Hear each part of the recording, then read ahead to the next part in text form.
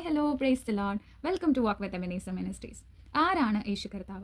പല അവതാരങ്ങളിൽ ഒരവതാരമല്ല കർത്താവായ യേശു, മറിച്ച് മാനവകുലത്തെ പാപത്തിൽ നിന്ന് രക്ഷിക്കേണ്ടതിന് അവതരിച്ച ഏക സത്യദൈവമാണ് കർത്താവായ യേശു ക്രിസ്തു. ഹാലലൂയ.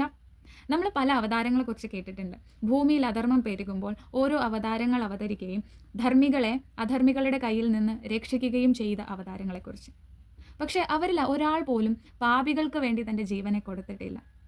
പാപികളെ രക്ഷിപ്പാൻ ഒരവതാരവും ഇതുവരെയും അവതരിച്ചിട്ടില്ല.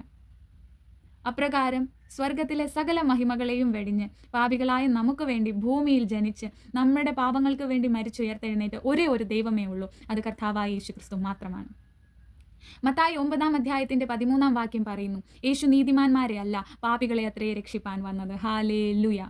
നല്ലവർക്ക് വേണ്ടി നിൽക്കുന്ന അനേകരം പേരെ നമുക്ക് കാണാൻ പറ്റും.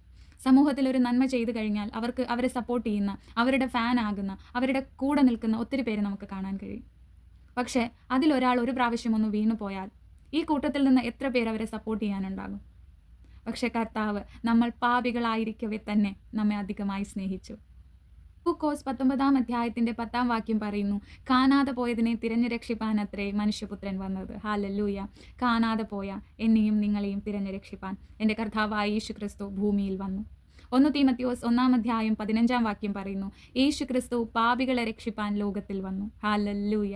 പാപികൾക്ക് വേണ്ടി ക്രൂശിൽ മരിച്ചൊരു കർത്താവ്, പാപികളെ സ്നേഹിച്ച് പാപത്തെ വെറുത്ത് മാനവകുലത്തെ രക്ഷിക്കേണ്ടതിന് അവതരിച്ച ഏക സത്യദൈവം കർത്താവായ യേശു ക്രിസ്തു. ആ കർത്താവിൽ മാത്രമേ നമുക്ക് രക്ഷയുള്ളൂ. കർത്താവ് മരിച്ചിട്ട് മൺമറഞ്ഞു പോയൊരു ദൈവമല്ല, ഉയർത്തെഴുന്നേറ്റ് ഇന്നും ജീവിക്കുന്ന സത്യ ദൈവമാണ്. ഹാലല്ലൂയ. ആ ദൈവത്തിന് മാത്രമേ നമ്മെ പാപത്തിൽ നിന്ന് രക്ഷിപ്പാൻ കഴിയുകയുള്ളൂ.